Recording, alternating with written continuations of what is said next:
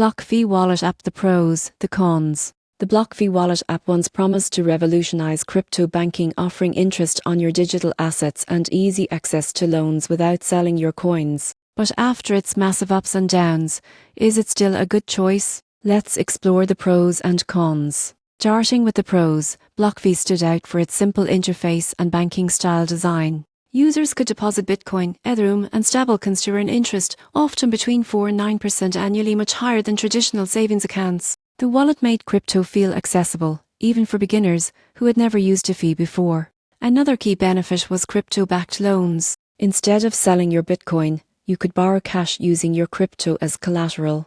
This was a game changer for investors who didn't want to trigger taxable events or lose their long-term holdings. BlockFi also had strong integration with traditional finance. It partnered with major custodians and offered a crypto rewards credit card that let users earn Bitcoin on every purchase, a real bridge between the old and new financial systems. But then came the cons, and they were big. In 2022, BlockFi faced major liquidity issues during the crypto market crash, leading to bankruptcy and frozen user withdrawals. This highlighted a serious risk: custodial control.